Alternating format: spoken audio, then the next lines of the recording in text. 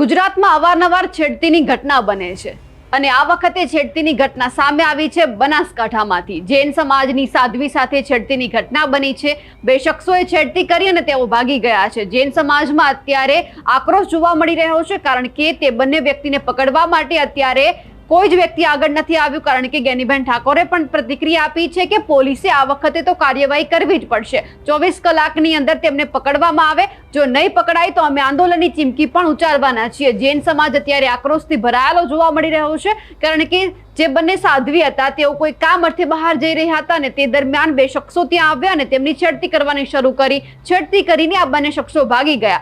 આજે આખો મુદ્દો છે તેમને લઈને જ્ઞાનીબેન ઠાકોરે શું પ્રતિક્રિયા આપી છે, પોલીસ ઉપર શું વાર પ્રહાર કર્યા છે તે પણ સાંભળી લઈએ। કાલે ભાભર રોડિયાનગર ખાતે જૈન સાધ્વીજી સાથે છેડતીની ઘટના કરવાવાળા જે લોકો છે અસામાજિક તત્વોને વહેલામાં વહેલા પોલીસ પકડે એવી હું પોલીસ તંત્ર પાસે અપેક્ષા રાખું છું। આ એક સાધ્વીજી કુદરતી હાદસે જતા હોય ને એ ટાઈમે બે જણા વોચ રાખીને એમની સાથે આવું કૃત્ય કરતા હોય તો એના ઉપરથી એવું નક્કી થાય છે કે આ રાજ્યની અંદર કે આ વિસ્તારની અંદર ધર્મ પણ સુરક્ષિત નથી।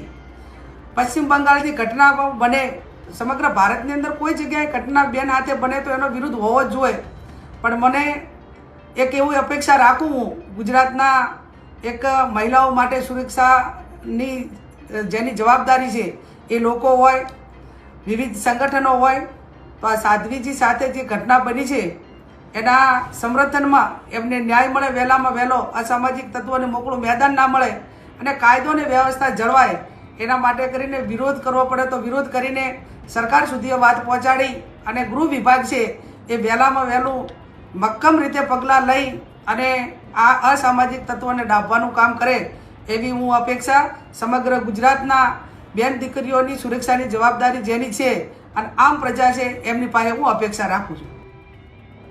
જૈન સમાજની સાધ્વી સાથે જે રીતે આ છેડતીની ઘટના બની, ગુજરાતની અંદર અવારનવાર આવી ઘટનાઓ બને છે અને હવે જ્ઞાનીબેન ઠાકોરે પોલીસ ઉપર પણ પ્રહાર કર્યા છે અને અલ્ટિમેટમ આપ્યું છે કે 24 કલાકની અંદર અમને ન્યાય મળવો જોઈએ। જે વ્યક્તિએ આ બંને સાધ્વીની છેડતી કરી છે તેમને પણ સજા થવી જોઈએ અને જો સજા નહીં થાય તો આગામી સમયની અંદર આંદોલનની ચીમકી પણ ઉચ્ચારવામાં આવી છે।